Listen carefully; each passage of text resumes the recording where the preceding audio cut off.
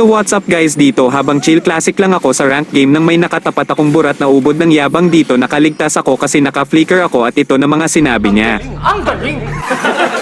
Uy, bagsak! Tangina mo! Takot nag-flicker si tanga. Yun lang ba kaya mo, Aldes? So weird! At talagang napaka-trash talker nito guys, panoodin mo mga sinabi niya sa game. Dahil matigas itong Berets kaya naman tulong-tulong kami para lang mapitas siya dito, ang kaso maingay talaga ito at ayaw magpatalo.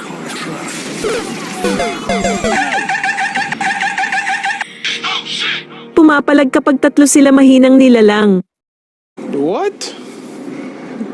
Minion lang daw ako pero umaasa sa kakampi, hahaha. Ayaw mo nga ng 1v1 takot ka kasi, Aldes. Hey, y'all, come look at this. Nagpapatawa ka ba idol? Ako tatawagin mong takot, baka nakakalimutan mo ako lang naman ang Aldes Gods dito sa sarili kong kwento, kaya manahimik ka burat. At ang lakas-lakas ng loob mo na sabihin na wala akong palag, kaya naman pinagbigyan na kita at kitang-kita ninyo naman guys kung paano ko gawing lamok ang makunat na burat. At dito ako lamang sa santukan pero talagang ayaw magpatalo nitong burat na ito, hindi na nga makaporma, nag-iingay pa. Okay. Pero bago ang lahat, dito muna tayo sa umpisa at dito ginawa ko na naman yung pinagbabawal na gigacut. At syempre kung hindi ka pa naka-follow sa ating Facebook page, baka naman. Dito stacks first muna ang inuna ko dito at unexpected yung mga nakatapat ko, mga trash talker pala sila. At dito uuwi na sana ako nang gusto pang humabol nitong veil nila, kaya naman di na ako nakapagpigil, pinauwi ko na agad ng base nila. Pagka-recall ko agad din naman ako nag-ultimate dito para makipag-contest sa turtle, ang kaso hindi na retry ng core namin, kaya naman nakuha ito ng Martis ng kalaban, pero ayos lang, napitas ko naman.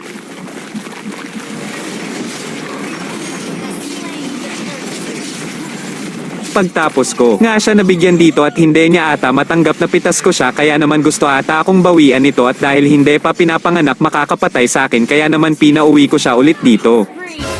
Oh my God! Napites ko nga siya dito, ang kaso din ilaan tayo nitong malaking burat at hindi lang yun, inuntog pa tayo sa pader, kaya naman napitas nila ako dito at nagtipi-tipi pa ang mga kupal. Kaya naman di na din ako makapagpigil, nakipagsabayan na din ako sa mga matitigas na kalaban. Ikaw ba naman tipihan sa mukha mo, at sino naman pogi hindi maaasar dyan? At ito na mga sumunod na nangyari, sana ay mag-enjoy kayo, salamat.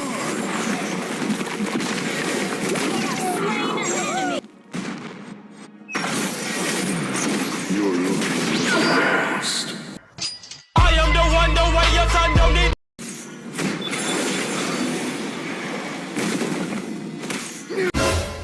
Oh my God!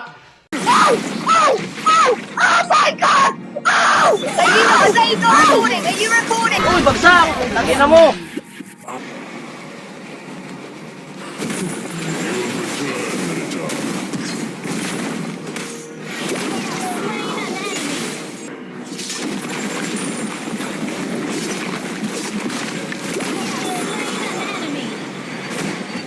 Words are meaningless. Now talk with your fists.